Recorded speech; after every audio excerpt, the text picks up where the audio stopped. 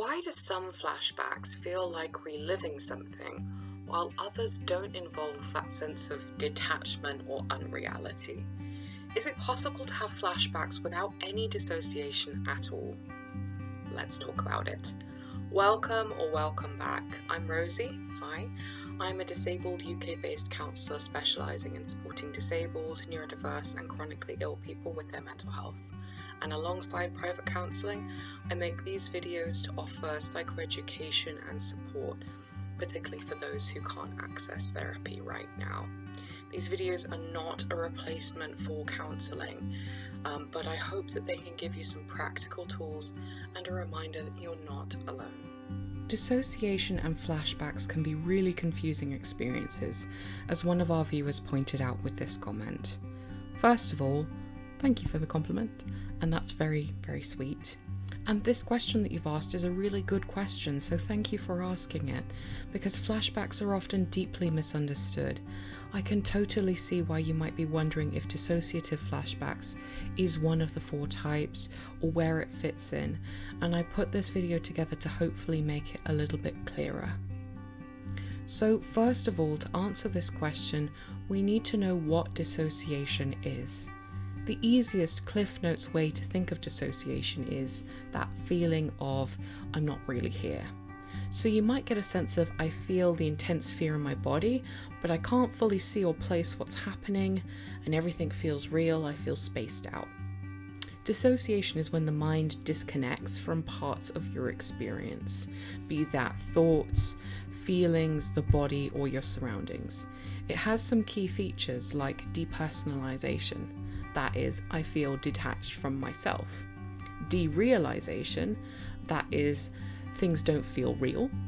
Emotional numbness or shutdown, time gaps or losing track of what happened, and this can really literally be losing minutes or hours that you don't remember, or feeling spaced out or on autopilot. Body is there, but part of you has pulled back. There is less connection to what is happening internally or externally. What I appreciate is really confusing is that it's very common to get an overlap of flashbacks and dissociation together. A flashback can trigger dissociation if the system becomes overwhelmed. So something occurs that triggers a trauma response, and that becomes so overwhelming that as a response, the body pulls the plug in some way and you begin to dissociate, and the person disconnects from body, memory, or reality. This is the brain's attempt to restore a sense of safety, by the way. It's a last-ditch survival response. If I am not as aware of the environment, then what is happening in the environment feels less likely to harm me. That's the body's logic around it. So dissociation can happen with any of the 4 flashback types. It isn't its own kind of flashback, it's an overlap. It's kind of helpful to think of it a bit like how someone can have anxiety and depression at the same time. They are co-occurring conditions rather than one being caused by the other. You can have anxiety on its own, you can have depression on its own, but they often pair up together because of different life circumstances all coming together to make it more likely that they will. Similarly, you can have flashbacks and never experience noticeable dissociation, or you can have dissociation that is entirely unrelated to flashbacks. Dissociation can occur in PTSD, with or without flashbacks, in depersonalization or derealization disorder, in panic states or severe anxiety in response to stress or fatigue or overload, and in some neurodevelopmental or personality-related patterns. Basically, it's its own thing that can and often does feature in flashbacks. Flashbacks themselves are often understood as involving some degree of dissociation. The DSM-5 actually describes flashbacks as dissociative reactions, with severity ranging from brief episodes to a complete loss of awareness of the present surroundings, that feeling that you really aren't present or there anymore. So saying dissociative flashback is often emphasizing that the flashback includes marked detachment or altered awareness, rather than introducing like a separate category. It's a useful descriptive term, but it's not an official diagnostic subtype.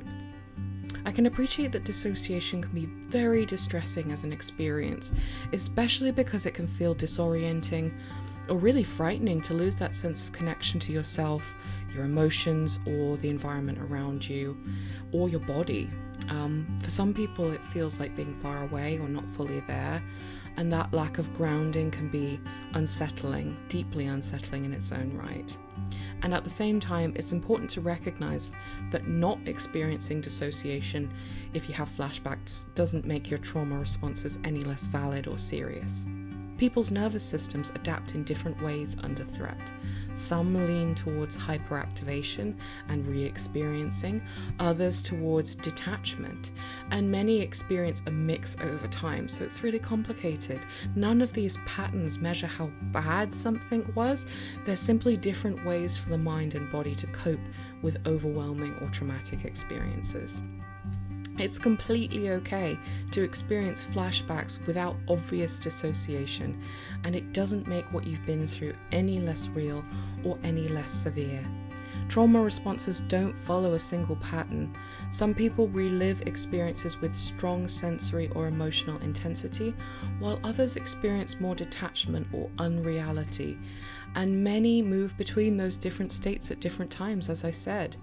I really want to emphasize that the presence or absence of dissociation is not a measure of how serious the trauma was.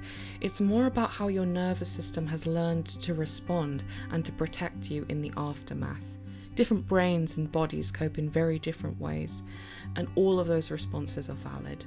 Your body wants to survive difficult experiences, and it will do that in a huge range of ways, and none of them are wrong. I really appreciate being asked this question because I know how confusing it is to be experiencing these situations, and it's not as though there's like a manual to guide you through what the differences are or what is part of the quote-unquote normal range of experiences. So thank you for your comment, and I hope that this has added some clarity to you around dissociation and flashbacks. If you've made it this far, thank you so much for watching. If this episode has resonated with you, I'd really appreciate it if you could like the video, subscribe, share it with somebody who might need to learn a little bit more about dissociation and flashbacks. We explore a lot on this channel about disability, chronic illness, neurodivergence, and mental health in general, and I'd love to know what topics you'd like me to cover next. If you're interested in working with me on a one-to-one, you can find details about my counselling practice in the description below. Thank you so much for watching, and take really good care.